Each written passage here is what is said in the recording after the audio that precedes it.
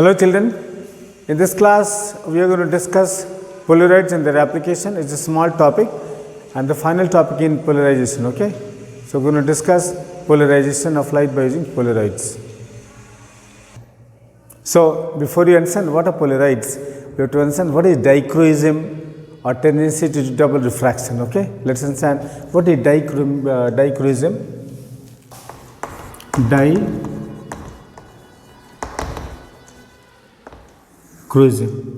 What exactly is this? See, the tendency of certain substances to cause double refraction is called dichroism or double refraction. Let's see what exactly is this. Suppose here I have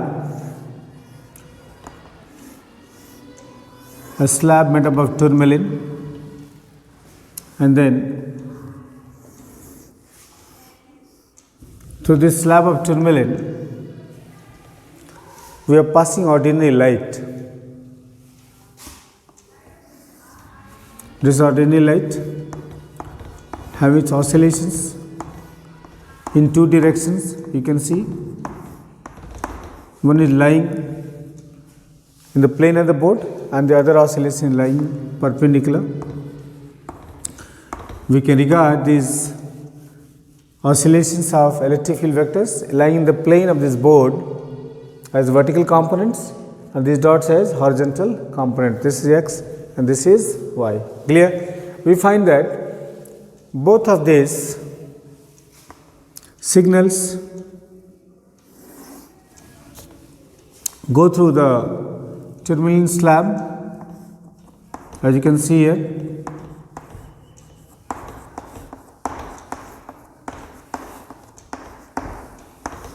I've taken 6 components, so here also I will be showing 6, all are going through.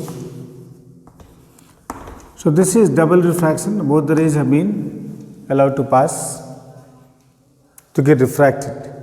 But when they pass through this slab, then only one of the signals, the vertical components, are allowed to pass, and these signals you can see they have been what? Polarized completely. So this is actually a case involving polarization by selective absorption. You can see both the signals have been what? Polarized. However, both the signals have been refracted. However, after passing through this tourmaline slab, only one of the signals is allowed to pass and the other signal has been what? Absorbed. So in fact, dichroism actually involves selective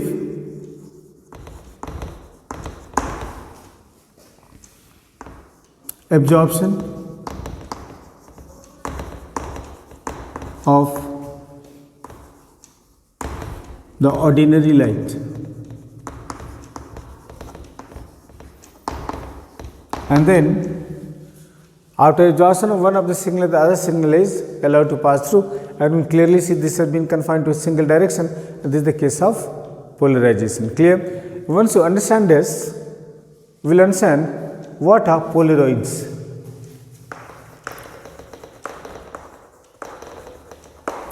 Children, Polaroids are basically artificial polarizers. See, because of substance like tourmaline and nickel prism, they cannot be used for all kind of practical applications. For example, you want to make sunglasses for reducing glare in the sunlight.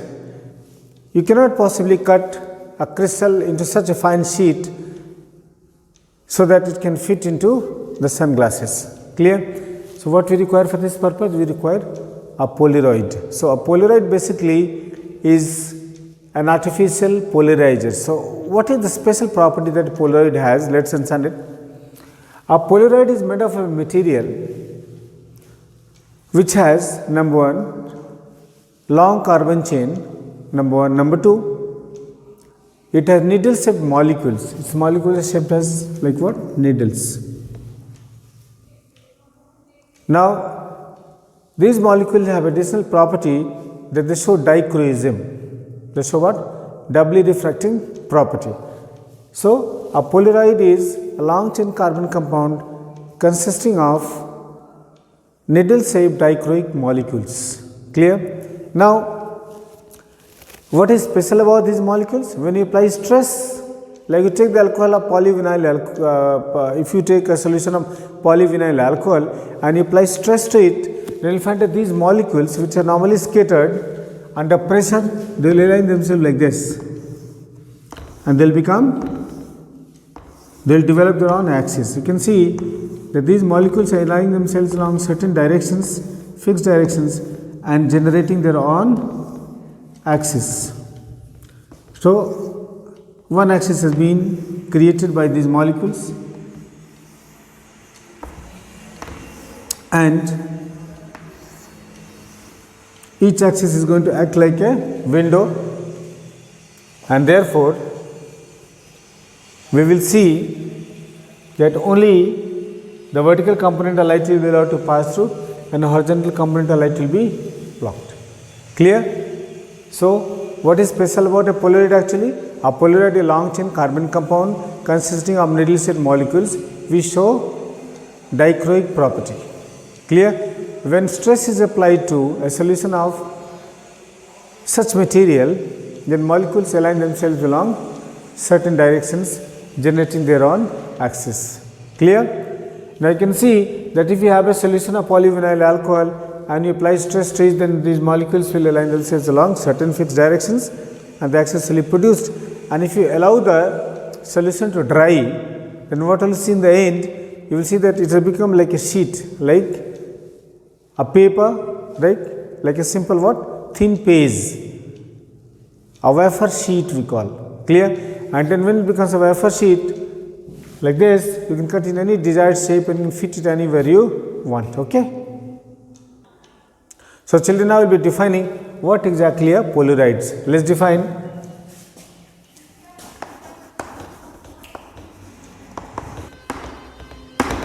So, here is the definition that we have written. Polaroids are long chain carbon compounds with dichroism having needle shaped molecules. When stress is applied, their molecules align themselves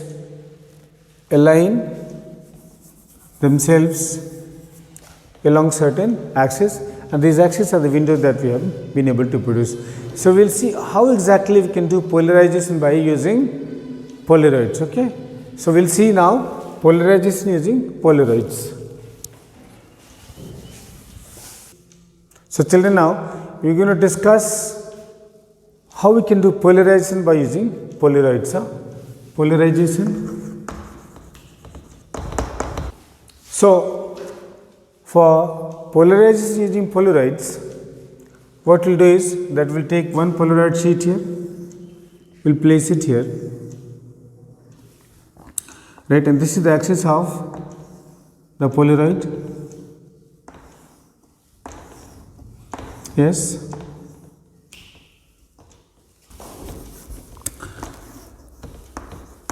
Now, children, here you have a Polaroid and then you have the ordinary light here.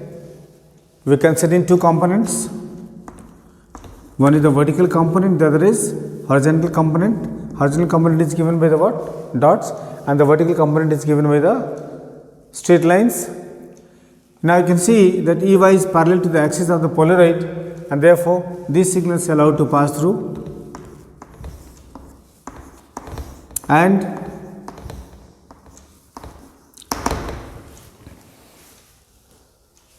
these horizontal components have been absorbed, they have been blocked, they are not going on to the other side, so the light is polarized, and this is of course, as we know the term, polarizer. Now, what I will do is, I will place another Polaroid, the axis of the other Polaroid is again parallel to the axis of the first Polaroid, okay, like this. These axes are parallel. So, what do we observe, children? We observe that in fact the same signals will go on to the other side also. 1, 2, 3, 4, and you can see these signals very clearly on the other side. Clear? The second crystal of course is analyzer. So here the two planes are parallel to each other, so we can see the light on the other side also behind the analyzer. Now we will keep the same arrangement. The polarizer is here and we will start rotating the analyzer. We will start rotating the analyzer. We will come to a situation where the analyzer will become perpendicular to the polarizer. It will become something like this. It will become something like this. And then in this case, we will find that there are no signals going on to the other side. This side will be signals,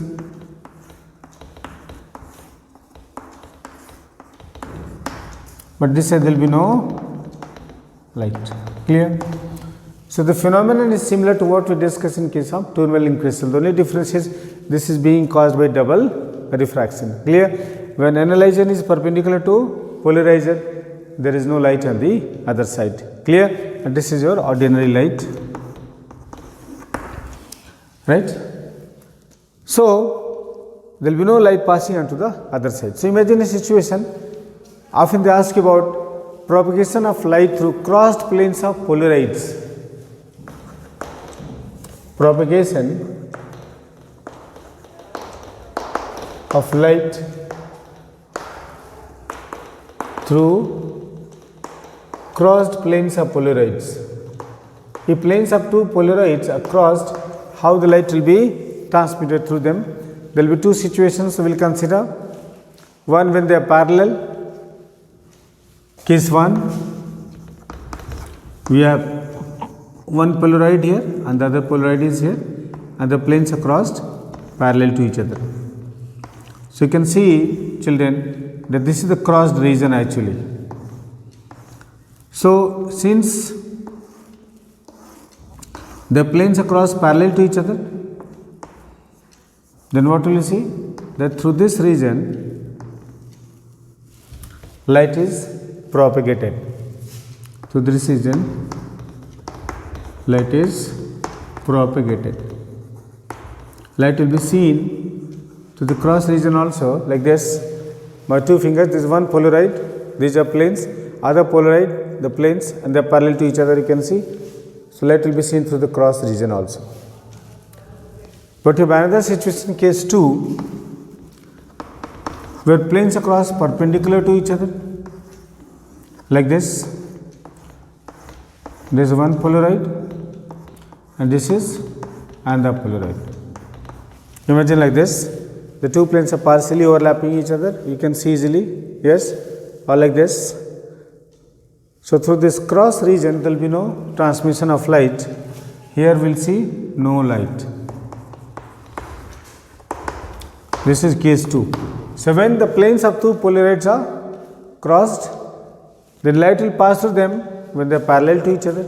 No light will pass when they are perpendicular to each other. They can have another situation like this, light will pass, like this, no light will pass. So we can have an angle. If you have an angle, there is angle between the two planes. Like we place one polaroid like this and we place the other polaroid like this. There is an angle which is not theta, so less light will pass, but definitely some light will be seen. Clear? Because light will have some component parallel to the axis. Clear? So we discussed what is a polaroid and we also saw transmission of light through the cross planes of a polaroid. Now we will be seeing one numerical problem on this. Okay.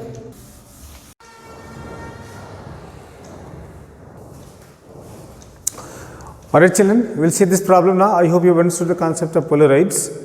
Here we have a numerical problem. It is based on transmission of polarized light through a number of polaroids. Two polaroids are placed at 90 degree to each other.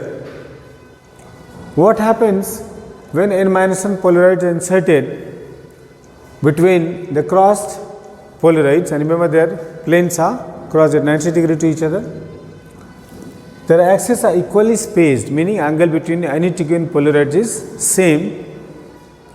How does the transmitted intensity vary for large value of n? So, this problem is something like this, children. We have one Polaroid here and then we have another Polaroid here. Their planes across that 90 degree, meaning this is plane of one Polaroid and this is plane of the other Polaroid. You can clearly see this angle is amateur, this angle is 90 degree. Now they are saying, or we can imagine like this also, one Polaroid is here and the other Polaroid is here and the planes are at 90 degree.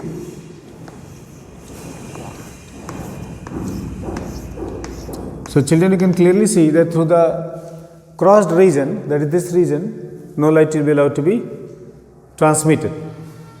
Now, between these two Polaroids, I am inserting n minus 1 more Polaroids and their axes are equally spaced, meaning suppose one Polaroid is here and the other Polaroid is here. Between these two Polaroids, I am inserting how many? N minus 1 more Polaroids, something like this. First Polaroid, second Polaroid, third Polaroid, fourth Polaroid. This will go on, and how many such Polaroids will be here? N minus 1 Polaroids will be there. Clear? And since all are equally spaced, each angle is same. So I will say, let each angle is theta, meaning this angle is theta. So this will be theta, this will be theta. How many such angles shall be there? N angles shall be there. Clear? So I will say, let angle, there is solution now. Let angle between two Polaroids is equal to theta. Clear? And intensity of polarized light after passing through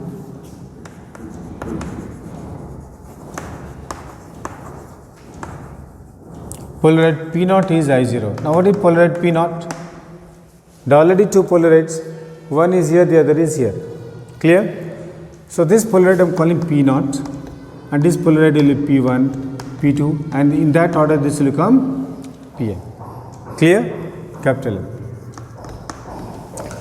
So if intensity of light after passing through the Polaroid P naught is I naught, intensity of light after passing through P1 will be I1. I can use Malus law, yes. So using Malus law,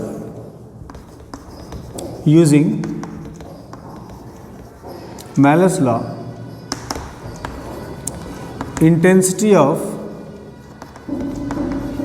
light after passing through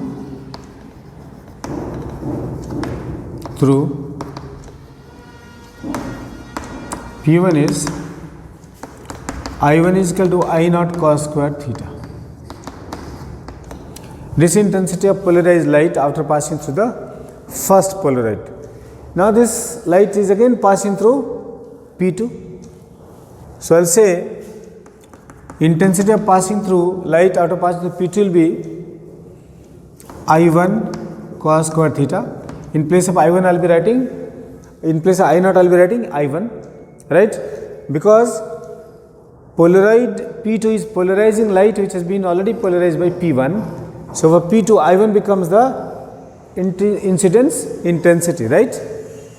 We put the value of I1, that is I naught cos square theta into cos square theta. So it becomes I naught cos square theta whole square.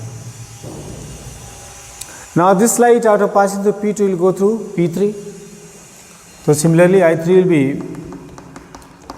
I2 cos square theta, and that will be I naught cos square theta to the power 3. So you can see If it is going through P1, then it is cos square theta to the power 1, P2 then cos square theta to the power 2, P3 then cos square theta to the power 3. Similarly, intensity of light after passing through nth polaroid will be I naught cos square theta to the power n. So, here we got the first answer, that is In will be I naught cos square theta to the power 2n. Clear? Now they are saying what will happen. Achha, we need to insert the value of theta. Remember how many angles here? N angles are there. So here we have n into theta will be equal to 90 degree. So how much will be theta? Theta will be 90 by n. Don't forget this. Theta will be 90 by n. So I can put that value out here. Therefore In will be I naught cos theta. Theta is how much? 90 by n to the power 2n. So this is answer to the first part. What will be intensity of light are passing through the nth polaroid? Clear? The last polaroid. Now they are saying what will happen if n is very large? So very large, what do you call it? Infinity. So we will be saying if n tends to infinity, children, if I line up planes like this at certain angles, right, and if this angle theta becomes 0, is close to 0, doesn't become 0, but is close to 0, then you can see that all these polarities will come almost parallel to each other. When n tends to infinity, if I put n is infinity, then theta will become how much? 0. If you divide a number by infinity, get how much? 0. So if n tends to infinity, then theta tends to 0. And if theta will become 0 out here, then children, In will be I naught cos 0 to the power 2n, and cos 0 is how much here?